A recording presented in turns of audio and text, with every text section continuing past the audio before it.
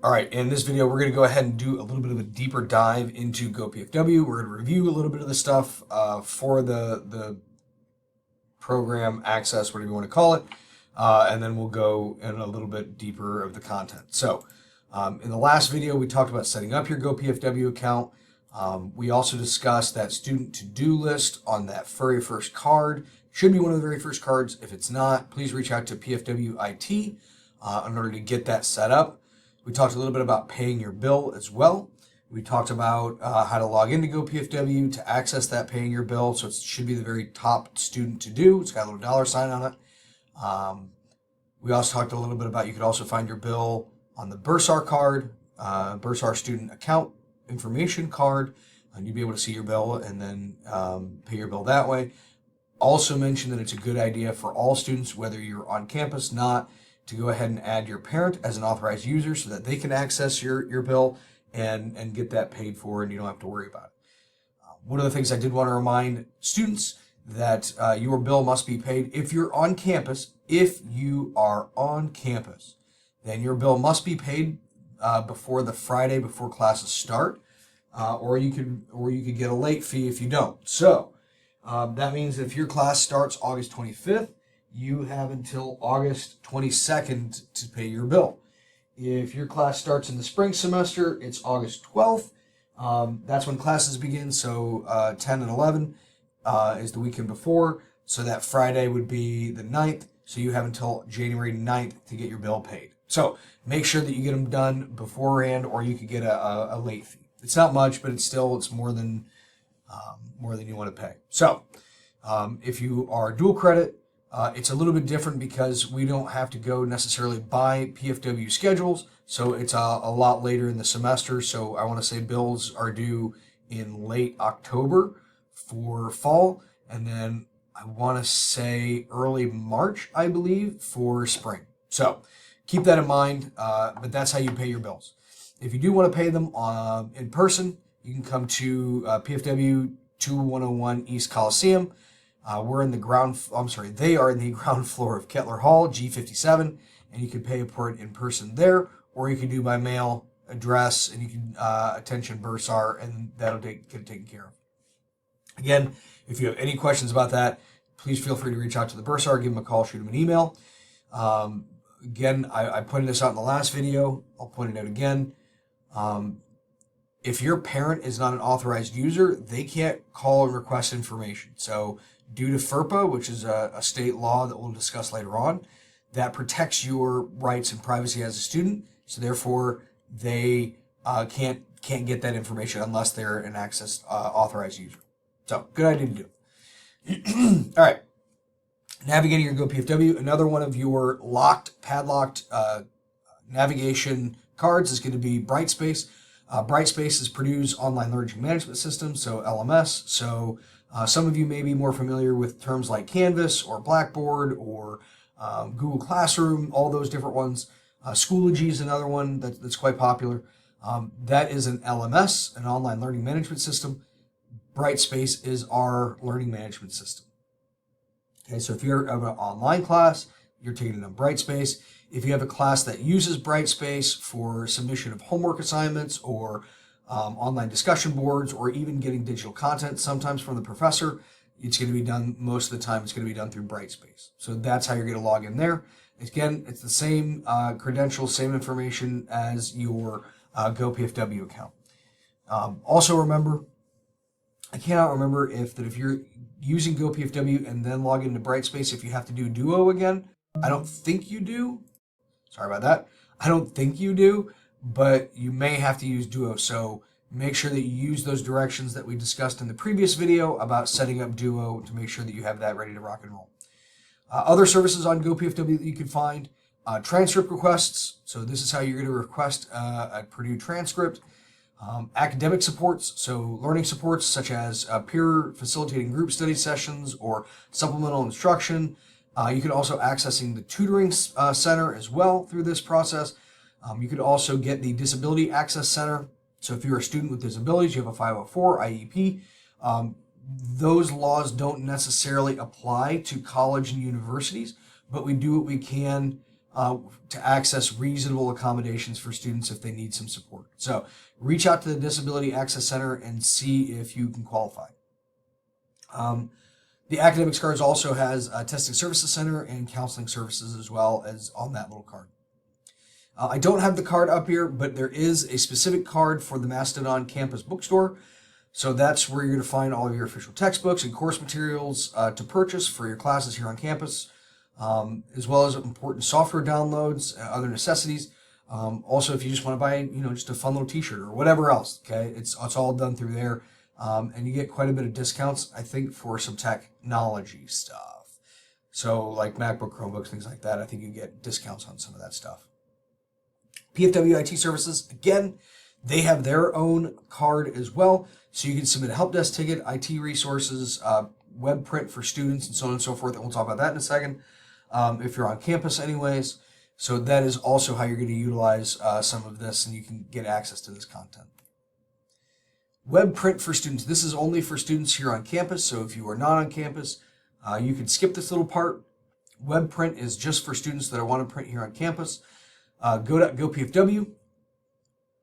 You'll go to your information technology card. If you don't have it up there at the top, I suggest bookmarking it. So you can put that little flag right there and that'll bookmark it up to the top.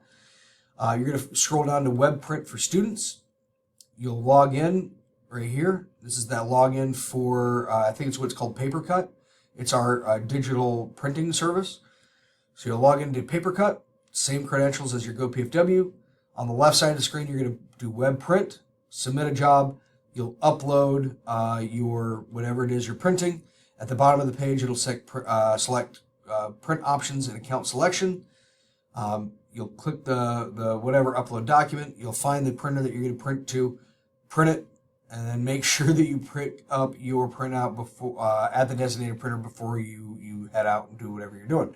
So just make sure you pick up your print job. Okay. If you have questions on any of this stuff or you have any issues, reach out to Purdue IT. They'll help you out. Other campus stores that are important, or I'm sorry, other campus resources and supports.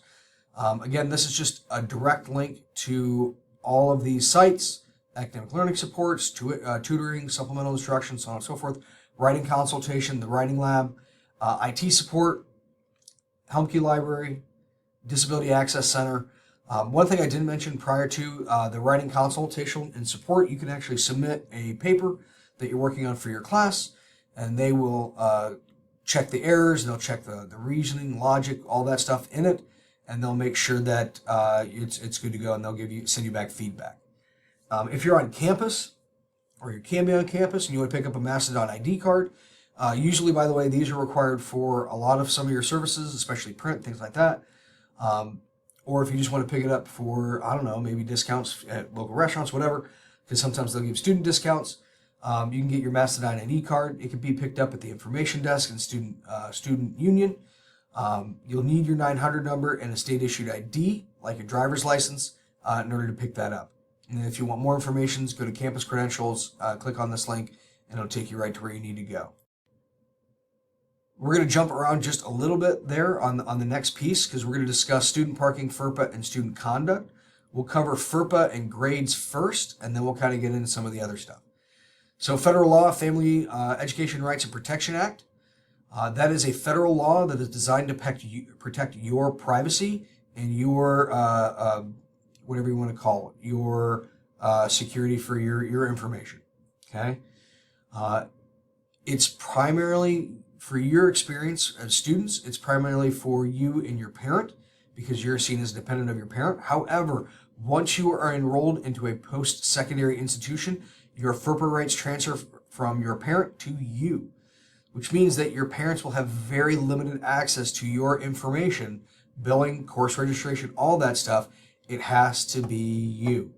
You have to be the one that takes the lead, okay? And if you have any questions on any of that, please let our registrar know.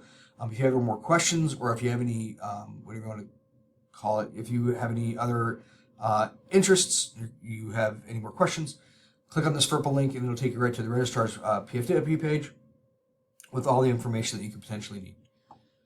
Grades. All grades learned through PFW Collegiate Connection will be reflected on your permanent college transcript. That means that if you are at a high school, it's still in your permanent transcript. Okay, so if you're taking a course at Northrop High School and you're taking, let's say, U.S. History, that still is going to end up on your permanent college transcript. Whether you pay your fee or not, it's still on your transcript. And I will say that again, there are some students that are under this misconception that if they don't pay their bill, it doesn't go on their transcript. That's not accurate. It still goes on your transcript. So make sure that if you are struggling, that you seek out academic supports, either at your local school or PFW here on campus, or you need to withdraw from a certain date. If you need more information on the student withdrawal dates, you can click on the student resource link or resource page for more information on that. If you earn a D plus or lower, then you're not eligible to enroll in another Collegiate Connection course for one enrollment term. So kind of keep in mind what grades you earn on dual credit do matter. All right, this next 2 slides are actually for mostly on-campus students, but I do want to mention this last piece before we move on. Student conduct. Students are expected to uphold and conduct themselves in a way that's responsible, encourages honesty, integrity, and respect among PFW students. This includes academic integrity. If you cheat, if you use AI for an assignment that was expressly forbidden, you could be in violation of the academic misconduct, and you could have some serious consequences, including failing the class itself. So please be aware of those consequences if you do that, if you violate that academic integrity. This specific part is just for on-campus kids. This is a map of campus itself. Most of your guys' classes are going to be in Kettler Hall, Neff Hall, Liberal Arts Building, or somewhere in between. So Kettler Hall is number 1, Neff is number 4, Liberal Arts is 12, 6 is the Science Building, 5 is the ETCS Building, which is the Engineering, Technology, Computer Science. These are going to be where most students are spending a good chunk of their time. 13 here is the library, and then 14 is the WAB Student Union. Our office is in Kettler Hall, okay, as well as math, financial aid, admissions. Almost a lot of folks their support services are here in one. Number 4 is, like I said, engineering, technology, computer science. 6 is most of your science courses, biology, chemistry, and so on and so forth, although physics is in Kettler. 12 is going to be most of your English, your history, your other liberal arts courses are going to be in 12. If you have any questions regarding safety and security, University Police is in building number 11 right here. Parking, that's going to be a big thing. You can park in parking garage 2, parking garage 1. You could also park in L4, L5, L6, L10, and 11. If you're in Kettler, 10, 11, and 6 make the most sense, but I will tell you those go up quick. I know because I park in 10 and 11 every day, and I can tell you they go very, very fast. So just kind of keep that in mind. You might have to park here in the parking garage 1 or maybe even parking garage 2, and you might still have class in Kettler. So make sure you give yourself enough time to walk from one part of the campus to the other. Okay? Do not park in the green spaces. That's for faculty and staff only. So you generally can't park in those green spaces. Additional benefits. All of you, including on-campus students and off-campus students, all of you are considered PFW students. Therefore, you have access to all of these same things. Access to student organizations, clubs, access to the athletic center. You can lift weights, do all that neat stuff. PFW, music, theater, fine arts, campus, department-sponsored events. You have access to all of those. Some of them are free, some of them you have to pay $5, but you do need an eligible student ID for all of those. So make sure that if you are wanting to do those things, you go ahead and get your student ID.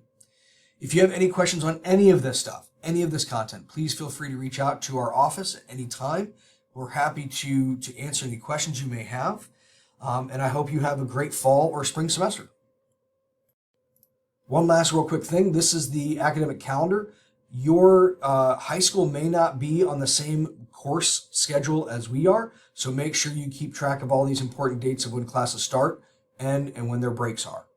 All right, now we're done.